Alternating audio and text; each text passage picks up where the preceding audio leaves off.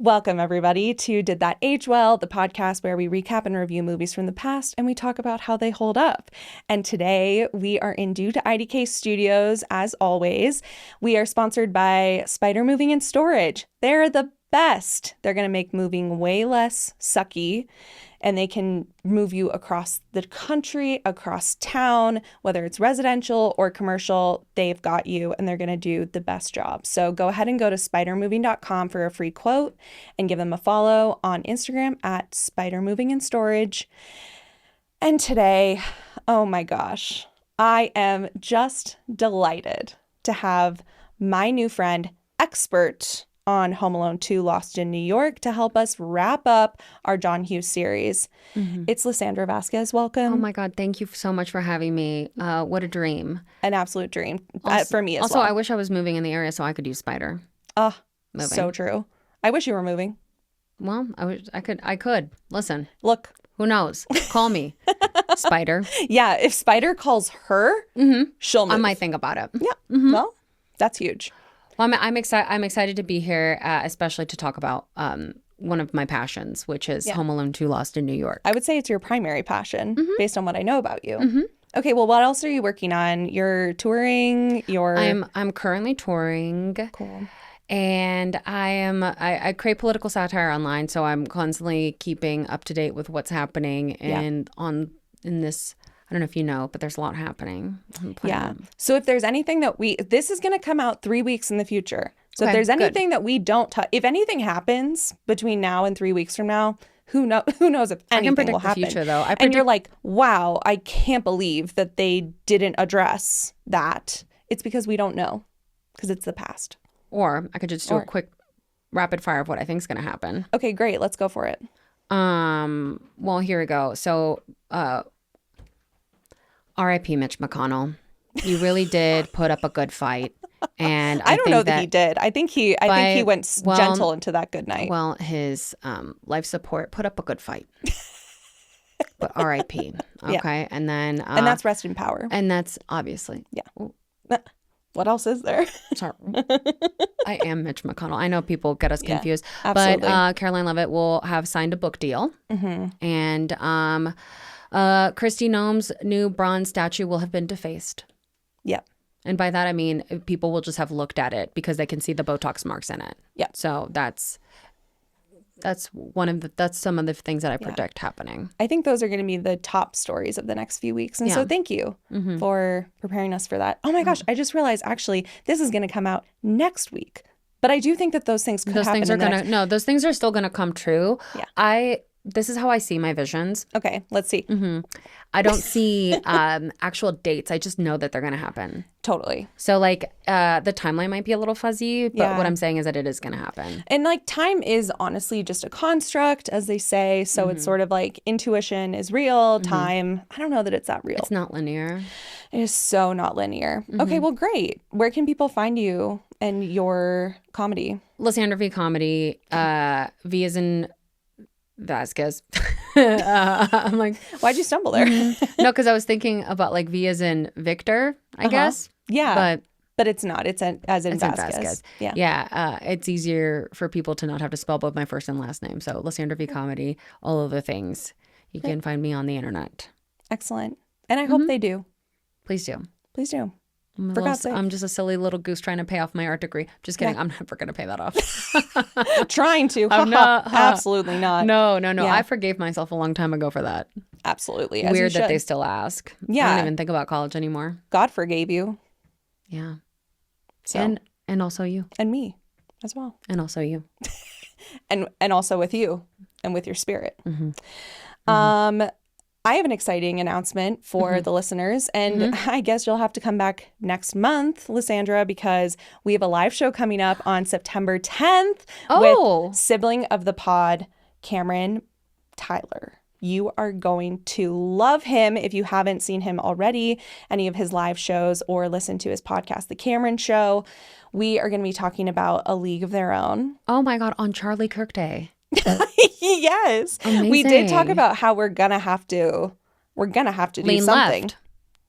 Exactly. Powerful to speak into microphones that day. It's really Huge. honoring his desire to have free speech. So thank you for carrying the flame. Yeah, absolutely. And if anyone comes in with guns, besides these, yeah, exactly. Okay, that's what I thought. So get your tickets at dudeidkstudios.com. Hell yeah. Or find the link in my bio at Did That Age Well, or just click the link in the episode description to get your tickets. It's going to be so fun. I'm clicking. Never forget. Yes, exactly. 1 year. Can you believe it? Already a year. Where does the time go? Time's not real. Yeah. So, Home Alone 2, you're an expert in this. How did you become an expert in Home Alone 2, Lost in New York?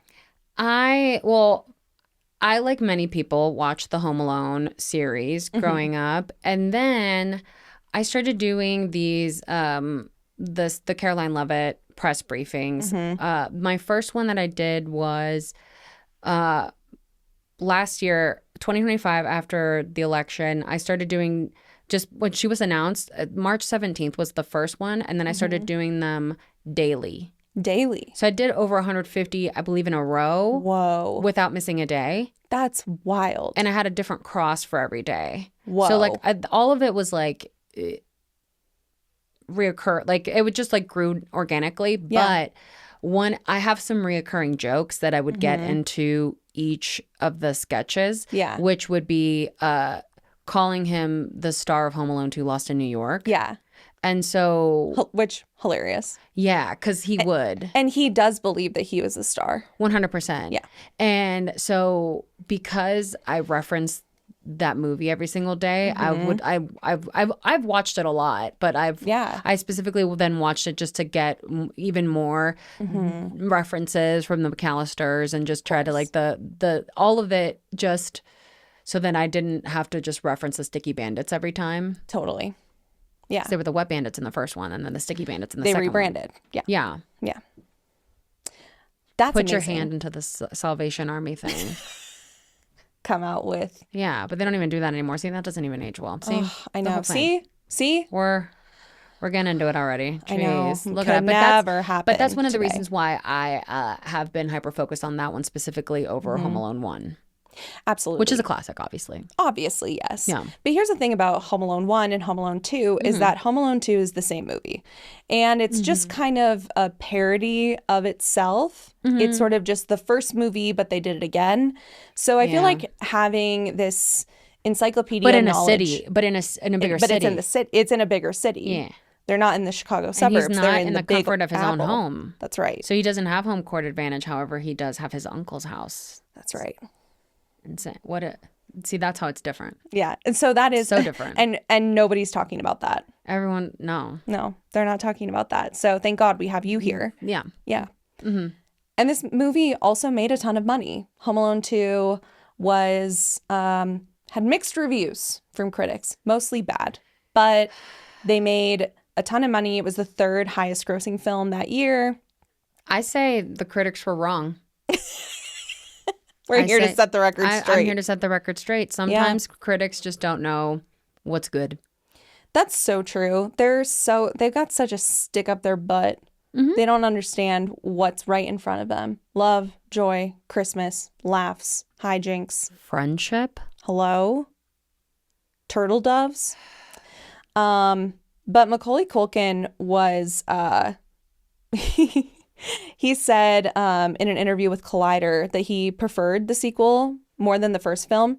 And he said, I got paid more. I think I own 5% of the net and also 15% of the merchandising. So yeah, if you buy a Talk Boy, I'm like, yeah, I'll take 15% of that. Thank you very much.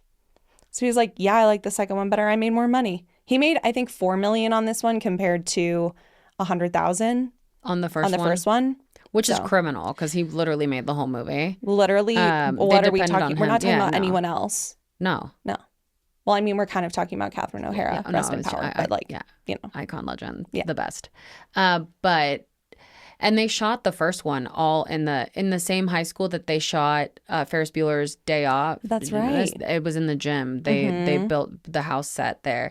But no, I mean. Yeah, of course. The Talk Boy merchandising, I had a Talk Girl. You did? Mm-hmm. Oh my God, that's iconic. Yeah. Did it tell you things like, you're not pretty enough, you're not skinny? No, that was my mom. That's Talk Mom. Yeah, that's Talk Mom. Yeah, totally. Yeah. Easy to get those mixed up. Talk Madre. Talk Madre. Yeah. Habla. Habla tu madre. Yes. Yeah. Madre habla, technically. Yeah, totally. Huge in Miami, where famously they can only get Spanish language channels at the hotel. And the kids hated it. It's just the voice of your mom telling you to eat more and then telling you that you've gotten fat. Exactly. Which is really fun. It is. And that's why they made even more money in the second one, because they had merchandise. Yeah. Yeah. They had games, board games. And then Macaulay Culkin's parents probably took all of it, but it's fine. That's neither here nor there. But I love that But I love that every time that I watch it and you watch it, hopefully we contribute a little bit to the Culkin family. Absolutely. Because him and his family with Brenda Song is incredibly cute. And they have at least from the parasocial relationship that I have with them, it's extremely cute. Yeah, I think it's really wholesome. You know, I'm rewatching Succession right now, and Kieran Culkin, he's talented great. guy. He's great. Really talented. Specifically suited, very well suited for that role. Completely. Yeah. Just being a little weasel. I wish that he had the big glasses that he did in Home Alone 2 in Succession. Oh, in real life too. And in real life. Yeah. It would really, I think, make his entire thing even more wholesome. But I vote for that. I vote for that. Okay, also, the woman who played Pigeon Lady recently passed away. Rest in power. And, okay, we got to talk about the way that Donald Trump bullied his way into this movie. Yes. So according to Chris Columbus, the director, they only allowed the movie to be filmed in the Plaza Hotel, which Donald Trump owned, if he could get a cameo in it. Yes. And he basically held their feet to the fire. He bullied them in it. And later, Donald Trump in 2023 told, I think it was Variety, maybe. Pretty sure it was Variety. He told them in 2023, no, I did not bully them, and I made the movie great. Yeah. That's what he said. So, I mean, what else would he say? Yeah, of course. What, Macaulay Culkin's a little bitch? Surprised he didn't say that. Begged him. Yeah. Begged him to star in the movie. They actually wanted him to play Macaulay Culkin's character, but he's like, guys, I'm a little tall. I'm so tall and strong. Yeah, totally. I'm such a big man. No one's going to believe No one's going to believe it, even though, like, I am a really great actor. And I could never be lost in New York because, like, I know everything. Like, I know how to get around. He's like, I'm just the whole premise won't work, but I appreciate giving me the offer, obviously. Obviously, yeah. He doesn't audition. He's offer only, so. Yeah. Yeah. I mean, yeah. The Plaza Hotel, I do have visited it. You have visited it. Did you film content there? Well, I've taken pictures. I didn't film it there, but I have filmed content in front of Mitch McConnell's office. So I think it's interesting what I'm nervous to do and what I'm not nervous to do. Absolutely. The Plaza Hotel. What is he call it? The hold on, I gotta look up this quote. He said, "The Plaza Hotel, New York's most exciting experience." Not sure how he knew that. This kid from the suburbs of Chicago looking at the Plaza Hotel saying, "New York's most exciting experience." Because of the commercials. Oh. The commercials were playing, and so they were playing across the country. Well, they were playing them in the house when they were getting ready, and he was recording it in the Talkboy. Oh, that's right. See, this is why I'm an expert in this movie. Thank you, and I'm so grateful that you knew that because I was probably getting up eating a snack when that happened. See, and that's why you need that's why you need an expert in these panels, and that's why you can never have a really high level conversation without a certified expert available. Exactly. Yeah. And no, that the commercial played, and that's why he knew to go to the Plaza Hotel. Totally. Wow. Thank you so much. You're welcome. So anyway, you've been to New York's most exciting experience, Plaza Hotel. I have. Okay. How was it? It's thrilling. Did you see Donald Trump say down the hall and to the left? Yeah. Okay. He just stands there. That's actually where he lives. Yeah, he actually isn't. He has a double being the president, and he just stands there and takes photos with people. Totally. That's like part of the deal that he made with the devil. He was like, you can be president, but you're gonna be really like just standing there telling people down the hall with and to those the tiny left. hands. Yeah. Yeah. It all kind of checks out. So here's what I think. Can I tell you what I think? Yeah. I think the family in Home Alone is addicted to chaos.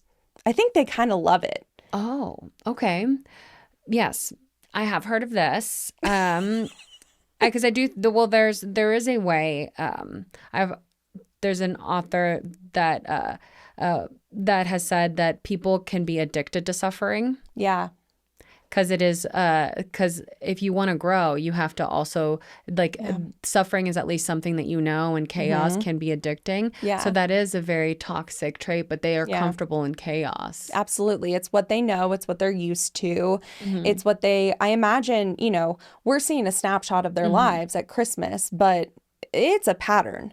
And we can only infer that they do this every day.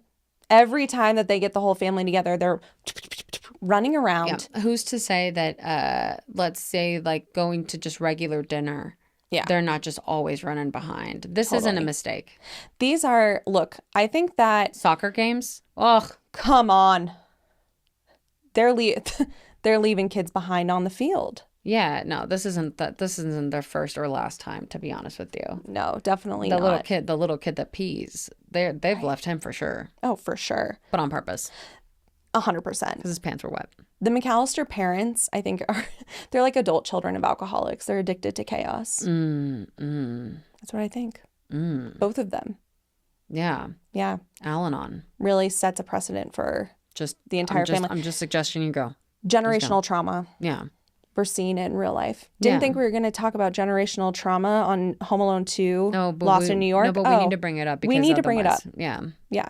No one else is talking about it. Then the trauma gets passed down, because I'm sure that if Kevin McAllister were to procreate, I'm sure that there's going to be a lot of have you ever heard of the book, The Body Keeps the Score? Oh, yeah. 100%. 100%. Kevin McAllister's body has kept that score. And now it's Brenda Song's responsibility to take care of it. I like that we went from fictional to real. Yeah. I think that the lines between reality and fiction are so blurry in this, because all the hijinks, the physical pain and the accidents inflicted upon Harry and Marv. Yeah. I mean, talk about body keeps the score. But yeah, they just get kind of roughed up a little bit. No one dies. I think maybe it's possible that at a certain point, once you become accustomed to so much trauma, like Harry and Marv did with how many multiple degree burns they've experienced in very delicate places, the hand, the face, the head. Woof. Joe Pesci. Okay, here's another piece blurring the lines between fiction and reality. Joe Pesci actually suffered burns. Yes. In the making of this. Did you know that? Yeah. Yeah, of course you did. Everything I say to you, you're going to be like, yeah, I know. Yeah, I do know that. I can't tell you anything that you haven't heard before. But again, that's why you bring. That's why I'm here. Yeah. That's why you're here. That's why I'm here with you. Yes. Is what I mean to say. And I'm just like, yep. Turning the page on the book that I wrote about this movie. Everyone buy her book. Yeah. Promo code. Sticky Bandit. Okay. Let's talk about how this movie starts exactly the same as the first one. Literally the exact same. They're all running around. The kid, setting the stage. Exactly. We're getting the audience comfortable. They're like, oh, hey, we're setting you up. It's Christmas, chaos. We're getting ready for vacation. Yeah. But this time we're not going to France. We're going to Florida. Yeah. Oof. They said we're going to stay domestic. Yeah, year. The international drama of it all, trying to get back, and then having to be in that band with John Candy was totally the polka folks. Oof. Oh yeah, polka. Yeah, they only had one day on set with him. Did you know this? Really? They did it all day. They only had 24 hours with John Candy, and they filmed all of his scenes in one day. That is incredible. Yeah. Wow. And most of that stuff was improvised. Him and Kevin O'Hare improvised. They're so good at that together. But they only had him for one day. That's incredible. And what's everyone else's excuse? You know what I mean? It's like, why are you taking so long to film a movie? I'm saying. Just saying. Just because there's other factors. Yeah. Oh, what? That's crazy. Work the entire 24 hours. Get that movie out. Thank you. But we still do have a piece of France, a little bit of France in this movie, in that when Kevin gets on the plane and a French man is just talking at him. Well, you know what? Okay, so I kind of blame Kevin. I kind of blame the adult, because Kevin sits down and he asks the guy, have you ever been to Miami? And he responds to him in French, and just kind of keeps talking. And then he this little brat puts on his headphones, and I'm like, okay, that's a grown up. Like, you shouldn't do that. But then at the same time, it's like that transcends cultures. Putting on your headphones is a quite literal universal sign of don't talk to me. Yeah. And that adult is still talking to the kid even when he puts his headphones on. I thought the whole interaction was very off-putting and weird. Absolutely. I've never really sat well. That's never sat well with me. Yeah. On both ends. Thank you for bringing it up. You're welcome. So I think that they, because it is rude. Technically, it's very not self-aware on both of their ends. Incredibly selfish, both of them. Yeah. I think both sitting in first class. I don't know. Oof. Just saying. Oh yeah, the next note that I have is some kids need to be hit. I think that the older brother, what's his name? Buzz. Okay. Couple things. I told you about my friend Mel Mitchell, who has, if anybody wants to see that, she has a really great series where she does like the black characters in all of these like classic movies.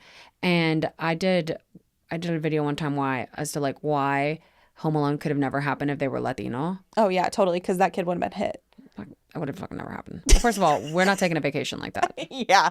Everyone's getting on a plane? Yeah, the entire family. That's 55 people. Like, literally, I'm sorry. No, we can't all get on a plane. No. Even if it's 4 people, we're not going there. We're driving somewhere. Yeah. If it's not drivable, we're not going. Yeah, absolutely. Especially for Christmas. Get out of here. That's Come on, so expensive. Get out. Unless you're just like going to like family's house. Right. Yeah. But even then, but they're like, white people go on vacation at Christmas is crazy. That is crazy. No. Going to Miami, everybody. Going to Paris. Yeah. Was also a bold choice. Totally. No one is clear about what Mr. McAllister did for a living. Or Mrs. McAllister. Wouldn't work. Yeah. Well, I don't know if she did. I believe she did. Okay. But I also believe she is also like a homemaker. I do believe that he was the one who, because of the traditional roles of the time, but I do believe that she was also important. She was doing full-time work and like full-time parenting. But also like full-time like PTAing. I think that she kept her plate full. I think she ran a tight ship. She never slept. Which is why she was such an absent parent technically. And it is why she overslept again when the alarm didn't go off until later. It's like, yeah, it was the first time that she slept in 4 weeks. That's why she desperately needed that vacation. Yeah. She needs to go on a vacation by herself, which, you know what? I agreed with Kevin when he said, it's nice to go on vacation alone. It's like, yeah. That's my favorite. It's awesome. You don't have to ask anyone else. What do you feel like doing? Where do you want to go? Yeah. It's like you just go where you want to go. You say, I'm ordering a pizza and this pizza's for me in this limousine. Sorry. I love it. I do love that this movie is so self-aware of the fact that it is just a carbon copy of the movie from the previous year. Catherine O'Hara says, the last time we went on a trip, the same thing happened. That's verbatim. I would say that that's not necessarily a carbon copy, but it is a wink to the audience. A wink? It is a wink to the audience. And then it's also because like, I feel like it is like just like a beautiful description and like showcases white privilege so much. Again, because like if a brown or black family were to have said, yeah, we lost them again. Oh, first of all, if they would have lost their kid, they would be in jail. Oh, investigated. Yeah, totally. CPS. Or also the cops wouldn't have looked for him. Of course. And then if they had been there, oh, we lost our kid again. Nobody would have laughed it off. No. They would have been like, jail. Pattern.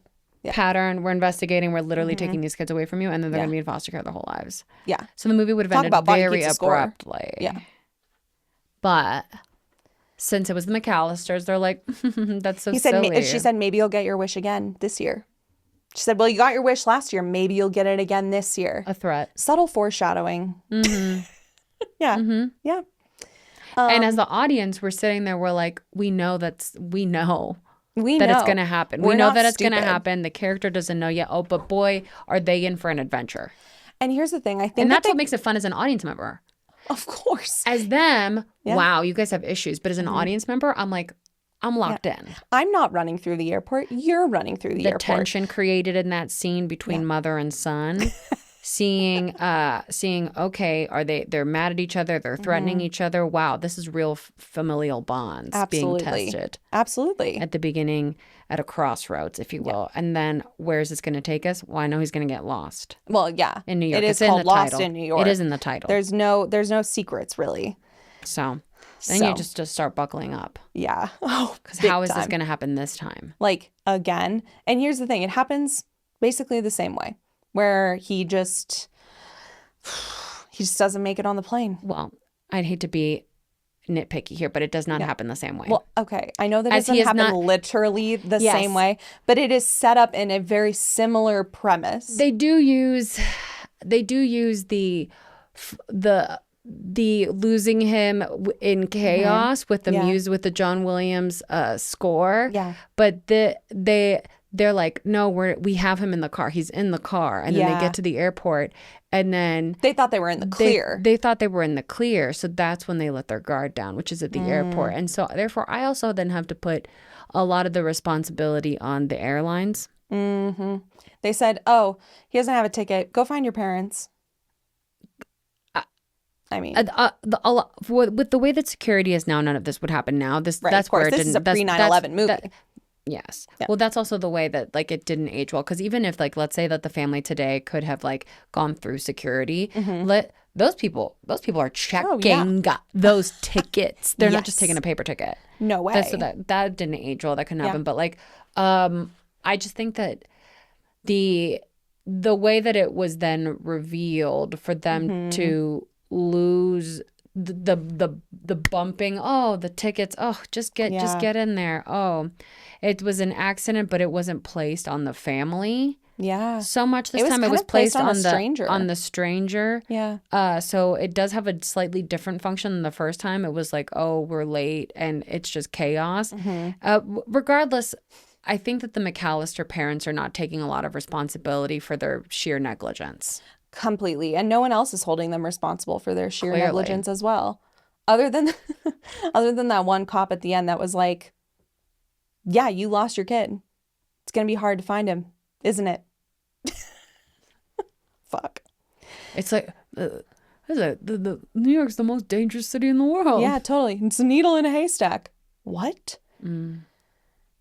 Yeah, crazy. So then we get to the Wet Bandits. They are now rebranding as the Sticky Bandits. Yes. They come in on that fish truck and they are ready to tear it up in New York. In New York City. It's like the prequel to Mamdanistan, right? Totally. It's really painting the picture of a crime-ridden New York City where people like Donald Trump were running around giving children directions. Totally. I mean, he was messing with children. I mean, yes. Allegedly. Sure, allegedly. That's a similar kind of wink as Catherine O'Hara saying, well, you might get your wish this year. That's a style of wink. Yes. So they find a way through their perseverance. This is where I do have some. I have more respect for Harry and Marv than probably a lot of people do because I believe in their passion. Their perseverance. Really, truly. And although it might be that their moral compass isn't on straight, but I do gotta admire the fact that they do have work ethic. Because it does take a lot of gumption to get yourself out of prison after committing a series of robberies. And then they still, and also at the end of the day, they still have high spirits. Yeah. And they're still friends. I mean, imagine if you went through all of that with your co-conspirator. you would not make it out of that relationship in a stable place. They'd be blaming each other. It turns out still best friends. We don't, and it doesn't seem like unhealthy codependent. No, but also, they're colleagues. They're colleagues. And I also think it's interesting because men don't really carry friendships like that where they're like a little duo. Yeah. And the height difference always darling. But Hilarious. I think maybe that's why they don't have a lot of like alpha male competition because obviously Joe Pesci's the alpha. Yeah. And then Daniel Stern is the beta, but he's the taller one, which leaves a lot of room for comedy. Totally. The unexpected comedy. You know what? I don't know if anyone said this, but comedy is about the unexpected. I've never heard that. Yeah. Yeah. Clip that. No. Bing. No, but I do think that they're well, and might I add that their ability to take a hit impressive. Yeah. They should be studied. They really should. I think that they're lizard people. They're not human because they would be dead after the first stunt. I really do want to know. Can you imagine? Okay, my friend. Even one of those things happening to me, I would be out. Oh my God. I would give up. Even if I didn't die, I would say, kill me now. I'd be like, oh, I'm not doing this. No way. Like literally what? For what? Yeah. Truly, for TV? For what? For a couple bucks? No way. No. I was watching literally could not be me. Never The return on the investment? No, it's not me. No. No way. I could not commit like that. I do not have the work ethic. I'll tell you that. But I was watching this with my friend and she said, what do you think would happen if those guys died? Like, how would Kevin's story change? Like, imagine what would happen if this was like, if things actually happen the way they happen in real life when people fall off of like multi-story buildings and they like, get their heads burned and blah, blah, blah. Yeah. When he scorched their heads and threw a burning iron at one of their faces. Yeah. And then he had like the actual like pipes with the rope that boom and then they fall to the basement. Yeah. Yeah. Yeah. Is that going to be manslaughter? No. That's going to be, they're taking that kid to juvie. Well, he is white, but here's the thing. Here's how it would play out is that the McAllister family has enough money to be able to pay for a good lawyer. And also it would be self-defense because they could prove that they were trying to rob. And then also that he did it twice. Yeah. That they went after this boy twice. It could be, they could probably argue that it was premeditated or that there was an intention to do that. And that's why they got out of jail. They had a good enough lawyer. Right. So, Kevin would never see a day in jail. Yeah, totally. You know what? You're right. And I think that he is the type of kid who would probably not carry around that guilt for, like, he wouldn't be like, oh, they died. Like John Bonet's brother. Like John Bonet's brother. Allegedly. Wink. And that's a wink right there. Okay, so then we have the Pigeon Lady as the recreation of Shovel Guy. Yeah. Now you're going to tell me how Pigeon Lady is so different from Shovel Guy. No, actually, these are kind of similar. Okay, great. Actually, they're the same. No, actually, they serve the same function in the story. Yeah, exactly. Where it's like, oh my God, scary grown-up. Yeah, they're initially creepy and homelessy. Yep. But then you figure out that they actually have a family. Exactly. And they develop an unlikely friendship. Exactly. And then they're the ones that that deliver the message of love and kindness at the end through the eyes of a little boy that is wise beyond his years. Totally. They are the Christmas spirit. They really are. Okay, well, I'm glad that we sorted that out. Yeah. I agree. We are simpatico. Yeah. Rob Schneider, boo. Well, as a person, yeah, but in this role, I mean, he played it. He did. I mean, he clocked in for work. He did, but not in the way that Tim Curry did. Tim Curry. I was almost like, I can't believe it. They cast him because he outshines everybody. Oh, and yeah, he steals all the scenes he's in. He's a scene stealer. Yeah. I didn't even think at first when Rob Schneider stolen credit card. A stolen credit card. I forgot about Rob Schneider when Tim Curry was in this, and thank God. For the tip? No thanks. I got it right here. Got it right here. Oh, okay. He's got 50s. Yeah. And in today's money, that would be millions. Yeah. It'd just be Bitcoin. Yeah. Okay, so now you're going to tell me about how the using that movie to play tricks on the grown-ups is so different in Home Alone 2 Lost in New No, York. that one is the same That's function. the same as well. Okay, great. Yeah. And I also... No, I mean, it is obviously the different one, but I was like, oh, it's kind of cheating, the same function, but then they were able to figure out a different way to do it with the talk boy. Yeah. Because he didn't have the home court advantage. Mm-hmm. But now, could they have come up with something more clever? Probably, but it was comforting to have the same kind of like menacing old-timey actor voice doing this thing. And it was kind of like a silly little comforting callback. It is really fun that they created this entire like fake movie for this movie. Yeah. But you know what? Okay, I actually just thought of this. I wish that they would have done what they did in the show Insecure, which is that every season there was like a new fake show that people were watching. I wish that they would have done that in this one, and it was like a different movie that they made up. I know, but maybe we should call Chris Columbus. Get him on the line. Yeah. Is he busy? I don't know. You can't be too careful when it comes to underwear. I know that's right. That's what Kevin McAllister says. You can be. Okay, so the toy store. Mm-hmm. So Kevin goes into the toy store. The FAO Schwartz dupe. Yes, exactly. And he meets this shopkeeper who is not actually a shopkeeper. Spoiler. He owns the place, okay? And he takes all of the money on Christmas Eve. Mm-hmm. I believe it's Christmas Eve.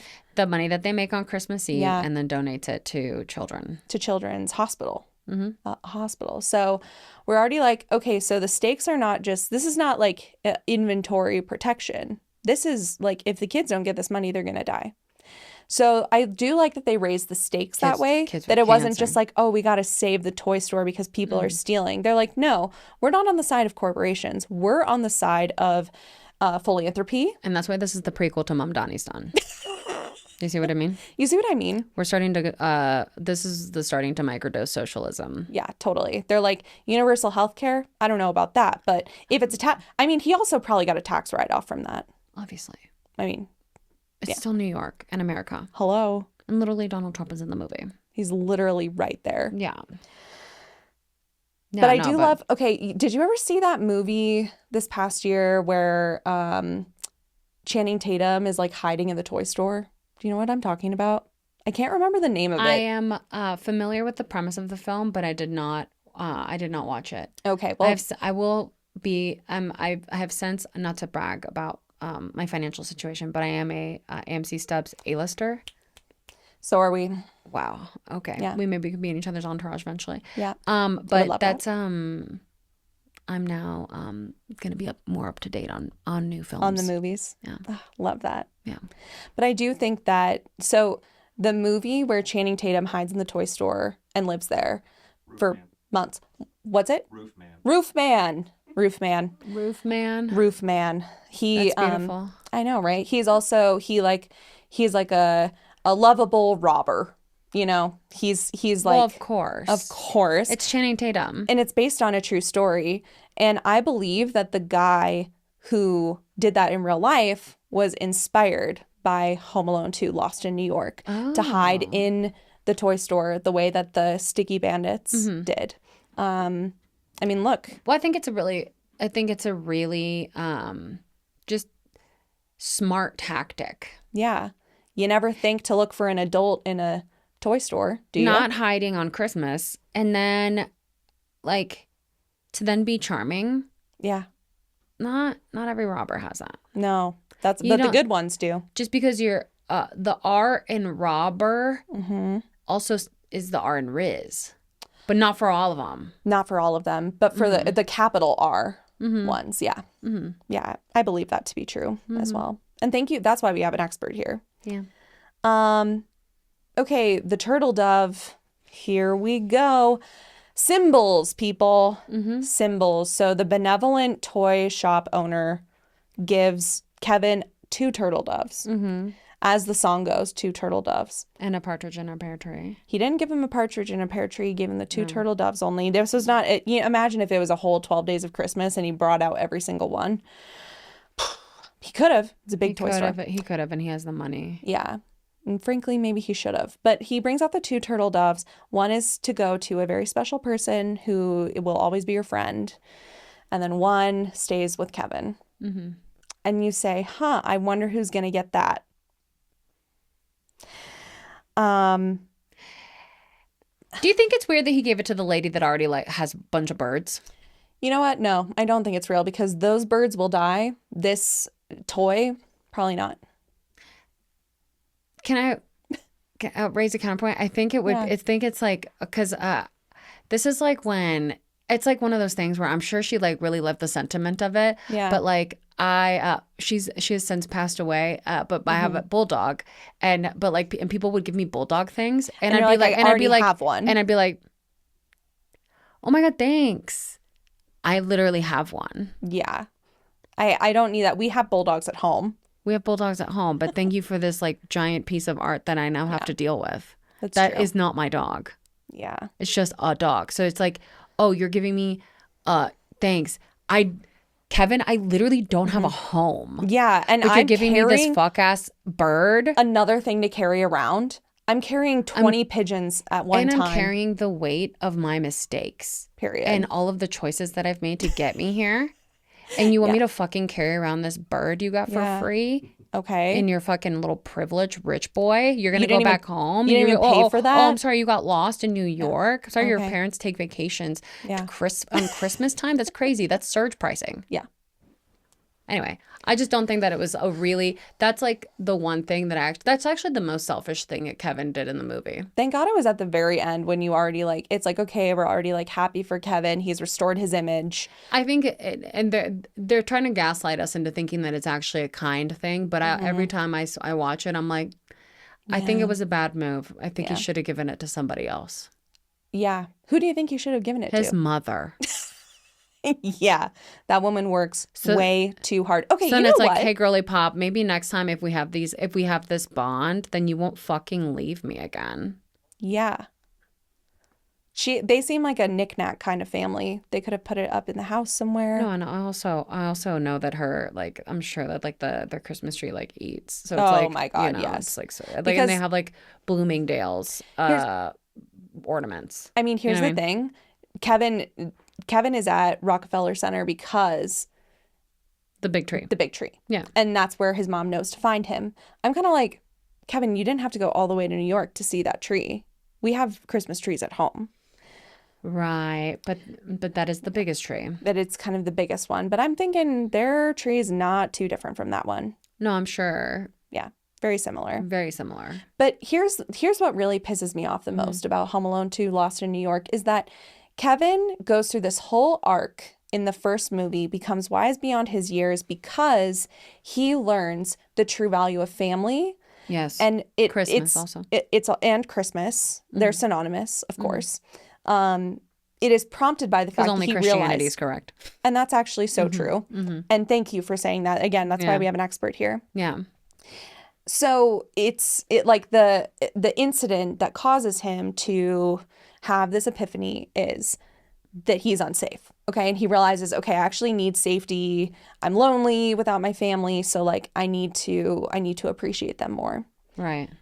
We think, okay, this is a person that has evolved. We see character development. By the next time, a year later, he's back to square one.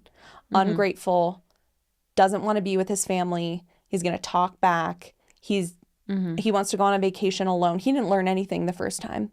I know. And so then when he goes through this entire arc again, and it's like, okay, yeah, then when he realizes he's lonely and unsafe, then his mom comes back. I'm like, maybe maybe he needed to learn that lesson in an even tougher way because he clearly didn't learn it the first time. And that's the whole point of the first movie is like, he learns a lesson that family and Christmas and God are important.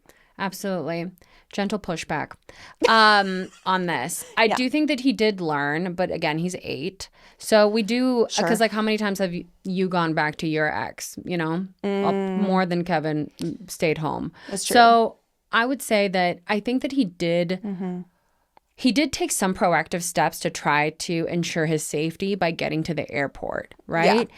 And I do think that what he did take away from the first time was not necessarily like the gratitude, because I think we all take family for granted, right? Yeah. But I do think that he became so much more resourceful from he already had like a little bit of a head start in terms of like being able to understand what he could do, and he already knew that. So I do think that he had a little bit more maturity there. The gratitude, but like, why would you be grateful for that fuck ass family? That's so true. Because like, imagine they're just constantly beating up on him. They're still they still haven't changed. Buzz has not changed. No, they call him les incompetents. Yeah, still. Yeah. No. Still. Like, his family's still treating him like garbage, so I'm sure he doesn't really appreciate them still. Yeah. And like, the only time that Buzz ever said anything nice to him was when they were in that giant presidential suite and they got all those presents at the end that were dropped off for free. Yeah, how could you not be grateful of your family when you're given a bunch of free stuff? Right. Hello? And also, like, how did they not notice that people were coming in to put all those gifts in there? I know, they're so stupid. I know Kids it's movie dumb. magic, but come on. You don't sleep that deep. Kids are not that stupid. If Home Alone and Home Alone 2 Lost in New York have taught us anything, it's that you shouldn't underestimate a kid. They are way smarter than you think. And so they really go back on that. It really kind of compromises the integrity of the movie when the kids just are fast asleep the entire time when those gifts are brought in. Yeah. So it's like, Christopher Columbus, take a lane. Yeah. Pick a lane. Chris Columbus colonized that room. He did. Remember when they're in Central Park and they have the aerial shot of the Christopher Columbus statue? I was kind of like, okay, Chris Columbus, a little obsessed with yourself. Ego. Men in Hollywood, am I right? They always do that. They're always doing that. Okay. The one thing that Kevin also really does correctly is when he sees adults that he believes are ready to kidnap him, he just screams. I was taught as a little kid, like, I grew up, I imagine we're similar age, grew up in like the age of stranger danger. Yeah, no, of course. Where it was like, okay, we were always scared that we were going to get abducted. Always. It was not a question cartons. Of if, but when. I was like, okay, when someone tries to abduct me, you just scream. That's what my And then that's no what one my ever tried to abduct me. us, so we're like, am I not cute enough? Yeah, I'm sorry. Okay. No one wants me. No one's like, do you want come get candy? I lost my dog. I would have kidnapped you. Thank you so much. I would have kidnapped you too. Thank you. No matter how much you screamed. Oh, thank you. You're welcome. You're so sweet. That's the nicest thing anybody's ever said to me. Oh my God. Wow. Yeah. I've never really felt seen in this way. Yeah. Wow. Yeah. Thank you so much. I would have given you candy. You would have? Mm-hmm. You would have given me real candy, not just lured me in pretending with candy? Because I care. Wow. I'm a full service kidnapper. Thank you so much. And today, honestly, it would be pretty easy because we have noise canceling headphones, which in that era, the technology was not as advanced. So it's like, yeah, that's the one thing that wouldn't age well. Obviously, we would have ring cams and security things, and like you could track your kids through devices. So this movie just would not be able to be like, within the digital age, it would be. This movie becomes Taken. Well, here's the thing. I think that is true for white kids. If this was a black, brown, or indigenous kid, they'd be like, oh, sorry, we can't use that technology to find them. Oh, they're still missing. Oh, that's crazy. Oh, man. Well, just call in 48 hours. We'll see. That's crazy. Yeah, that's crazy. Needle in a haystack. Yeah. That's what they would have said. Except for those kids actually turn up not alive. Yeah. They never get found. No. R.I.P. R.I.P. to all those children and people who have gone missing. Yes. But yeah, I do think just with the technology, it just wouldn't be able to happen. Yeah, Kevin McAllister would have been the dogs in the Ring camera commercial from the Super Bowl, where it's like, I lost my dog, and then it's like the entire neighborhood comes together and is like, we're gonna find the dog through our Ring cameras. That's really what this is about. What surveillance is all about, actually. Maybe we could do Home Alone flock camera. And it's Home Alone flocked in New York. Yeah, flocked in New York. And it's just being able to find somebody so fast. Totally. The movie. It's actually a 30-second. Yeah, it's actually just it's a vertical video. It's kind of a TikTok clip. That's what people want anyways. They don't want a full-length movie. But most of it's just exposition because finding them is so fast. It's a picture of the kid walking outside, and then And surprise, it's actually ICE. They're getting deported. They're all getting deported. They're American. Yeah, totally. Yeah. Imagine that the whole conspiracy is that this family is actually French. They were going back to their homeland to like connect with their family. Whoa. And Kevin is sitting there on the plane pretending like he doesn't understand the French guy. And he's really like, the French guy is like, look, I know who you are. I know what's going on. And he's like, la, la, la, la. I still think that was super rude. And I think that if anything, rude on both of their parts. If I'm going to talk to Kevin about anything, it's being like, hey, be cool, dude. That's crazy. That was a crazy interaction. Totally. That was insane. You don't deal with it. If you don't understand, just be like, oh, at least go like this. Yeah. Oh, like, oh, or like, I'm sorry. Sorry. Yeah. Like, at least gesture. You might not speak the same language, but damn, that's rude. I speak rude. I know what rude is. Yeah. And it's usually universal. It's the French people that are rude, respectfully. That is. Yeah. I mean, yeah. I mean, I bet they think we're rude. Here's the thing. We are. These sometimes. New Yorkers in this movie, so rude. Catherine O'Hara is going up to strangers saying, have you seen my child? And people are literally ignoring her. If you were walking around in New York and a woman came up to you desperate and said, I'm looking for my child, would you just straight ahead keep walking? Yes, because people are insane. Okay. Because I would think that this woman, what have you heard people on the subway screaming? That's so true. Right? And like people be screaming things. Yeah. And somebody just walking around manic. I mean, maybe if she was like, I can't find my child. It's like, lady, go to the cops. Yeah. But would you really tell her to go to the cops? Yeah. I mean. And that's so problematic of you. Yeah. Yeah. I'd be like, lady, like, have you called people? Like, what's happening? Yeah. Like, but I just don't think that, and that's what's wrong. We're not really a community like this. But it would be in New York, I could foresee where people would just be like, this is a crazy person, because there's totally. We just got to keep walking. Here's the thing. I don't think make eye contact. I wouldn't have stopped what I was doing to help her find the kid. I would have said, oh no, I'm sorry, and then kept walking. I wouldn't have just walked without saying anything. Yeah. Yeah. And I think maybe that's Chris Columbus's energy, where he was like, I think I need you to be as cold as possible. Yeah, totally. So then we can have two girls on a podcast in the future talk about how abrupt those interactions were. Totally. I think that he probably he was like, New York, they're mean. It's not like Chicago. It's not like the Midwest where everyone's nice. Yeah, they're not going to acknowledge your presence. They're not going to acknowledge your strife. Yeah. They're just going to be like, I'm walking here. Here's the thing. I think that it's very clear that that John Hughes and Chris Columbus had not spent a ton of time in New York, because there's no witnesses seeing Kevin destroy these two sticky bandits. In the city that never sleeps, you're telling me that there's no one on the street hearing this commotion? I think people keep to themselves a little bit. Wow. It's like that bystander effect, where it's like the person is saying, I'm getting murdered, and it's like someone else is going to deal with it. I have a Zoom call in 10 minutes. Yeah. You know? Yeah. I don't know. I'm just thinking, like, if you saw people would, I think, and also say something. It's before cell phones too, so people wouldn't be like, do we have a phone nearby? Right. No one's sending something on their Nextdoor app saying, hey neighbors, has anyone seen this? Does anybody know what's happening here? But here's the thing. I think that people would have done something because there was fire involved. It was like, once there is potential destruction of property, perhaps where they live, they're like, okay, actually now this affects me. Yeah.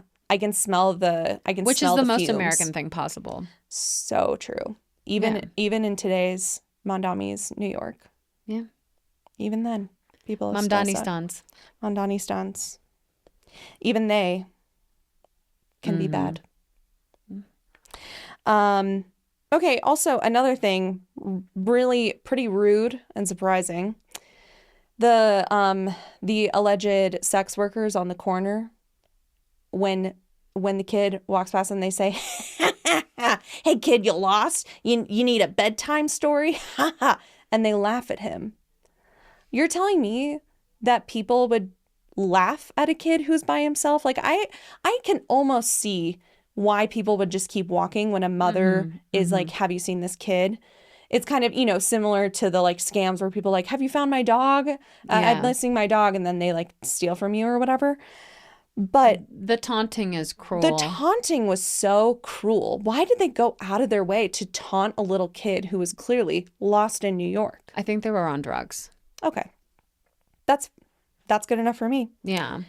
And probably just down and out. And then they might have thought they were hallucinating a child. Hurt people hurt people. The body keeps the score. Just saying. That's some real shit. Yeah. It really is. Mm-hmm. I mean, I don't really have a ton left to say other than the kids at the hotel in Miami hate Spanish language TV. They are not interested in just going outside. Why can't they just go outside and go to the beach? Let's talk about how shitty that hotel was. It was a motel. But there's 12. Imagine they spent so much money on those plane tickets. How are they going to get an expensive hotel? You saw their house. They were going to fly to France they got money. The French hotel was a lot nicer. Everything that they do is a lot nicer than that hotel. I know that it was done as a storytelling mechanism to have the juxtaposition and the difference between the luxe vision of the Plaza Hotel versus like this world that the family's stuck in and that Kevin would never want to go to. Right. And for that, it was successful, but unbelievable that they would actually all be at a place like that. Yeah. And that there's only one channel on the TV. And I hate the dig at the Spanish. Yeah. Hated that. Yeah. Ya no más.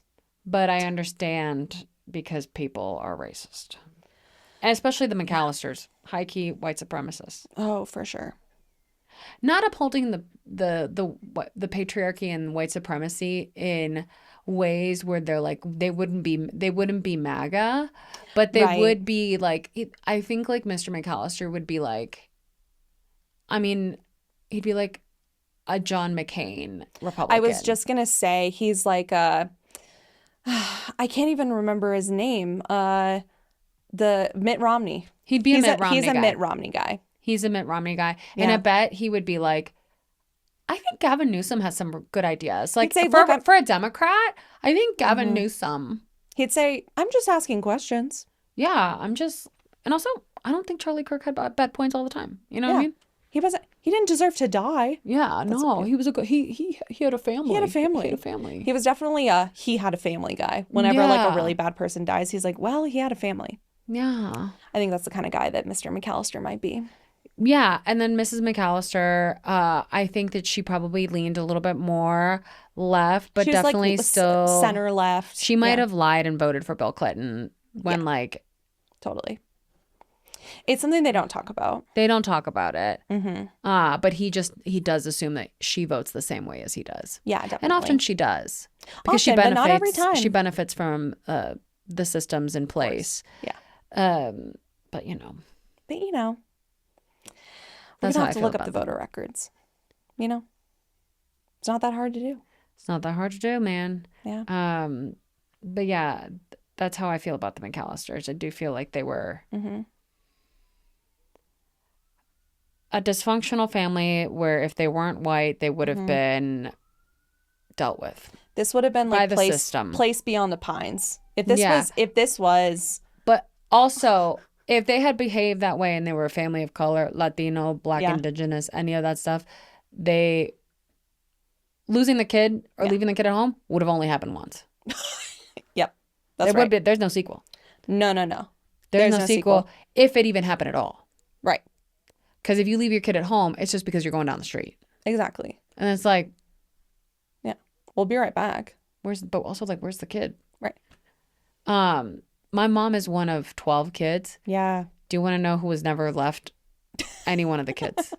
There was one time, my mom grew up in a family of, she was one of 9 kids, and they did leave the very middle child. They left her once at a gas station. They used to be making a lot of kids in the olden times. That's so true. Cost of living, you know. And I think maybe birth control. Yeah, Catholicism and stuff. Yeah. Yeah. And also the men just did whatever they wanted, which is just like... That's actually so true.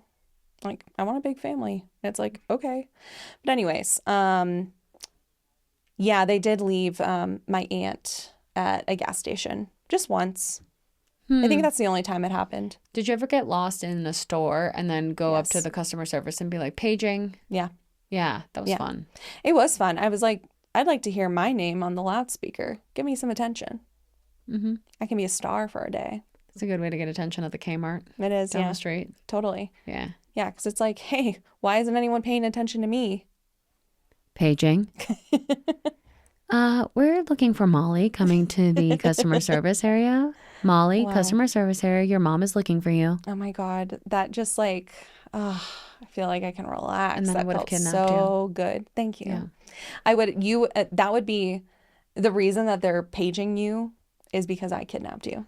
Mm-hmm. Mm-hmm. I love that. Love that. Okay. So then at the end of the movie, they find each other, mom and son find each other at Rockefeller Square. A heartwarming moment. Yeah. Or is it Rockefeller Center? Did I say square? You said square, but at center is you corrected because you respect the place. Yeah, totally. And I'm willing to admit that I make mistakes. Yeah, everyone keep that in. You respect the Rockefeller Center's pronouns. Absolutely. Yeah, it's square. Pronoun. No, it's center. It's not square. It's not square. Yeah. And when I make mistakes, I'm gonna change it quickly. Rockefeller was like, I identify as center. And I said, oh my God, I'm so sorry. And you're like, I thought you identified as tree. And they said, no, only during the holidays. Wow. And then you're like, it's a lot to keep up with. But then it's like, it happens. It's like, I respect you. It's okay. It happens. You weren't doing it out of malice. Totally. I also kind of wondered, like, if this was made today, I think Kevin would be running there because he loved 30 Rock. He's like, I love that show. I'm going to go there. Yeah. I think it's like, and the fact that he didn't try to ice skate. Yeah. Because he didn't have any money left over, maybe, because it does cost money. Mm-hmm. He was giving away tips like they were nothing. Just saying. I don't think I'd want to see Rob Schneider's apartment. I don't think that he lived in a place that was very nice. I don't think so. No. I don't think he had a headboard. Definitely not.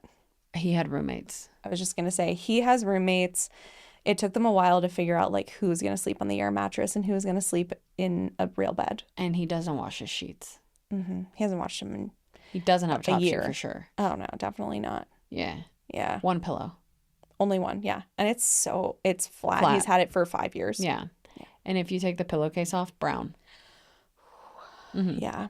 Yeah. His roommate has a dog that he never lets out to pee, so that dog is peed all over. Yeah, it smells a little urine-y. Mm-hmm. Yeah. Yeah. Mm-hmm. So, yeah, I mean, maybe he was better off with those tips rather than if Kevin doesn't get to go ice skating, maybe the employee at the Plaza Hotel. He's going to spend that money on alcohol. He's not going to buy a new pillow. I don't have any faith. But here's the thing. Character. There's nothing like giving someone the option, mm-hmm. to say, okay, I trust you. Mm. And even if they you've given the character agency. Exactly. And I respect that. Yeah. And I hate to do that when it's Rob Schneider. Again, I hate to do that when it's a man. Oh, same. Mm-hmm. Same. I say, where's your girl? Let me give her the money. Mm-hmm. But he doesn't have. Where's your ladies? Yeah. And he doesn't have one. No, he doesn't. Because he's too embarrassed to take someone back to his shithole apartment. Yeah, with 3 roommates. Mm-hmm. Mm-hmm. But not in Mondami's New York. Yeah, no. Mamdani's fixing it so you can live in a palace. Yeah, in the Plaza. Mm-hmm. Okay, what else do we have to discuss? What did we not cover in this discussion so far?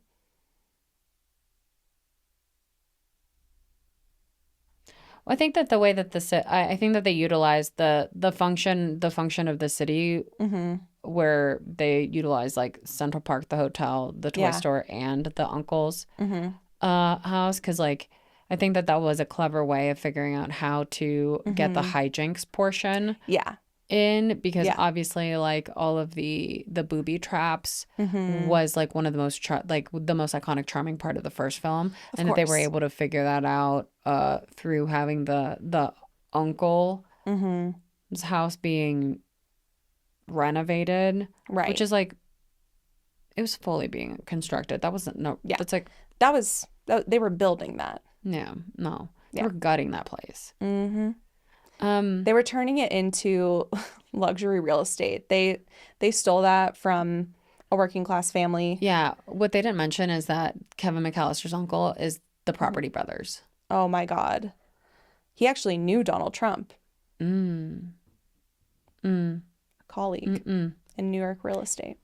Yeah, but other than that, I do think that the Sticky Bandits, the employees of the Plaza Hotel, I also think were extremely negligent. And okay, not Tim Curry. I thought Tim Curry was he had his antenna up.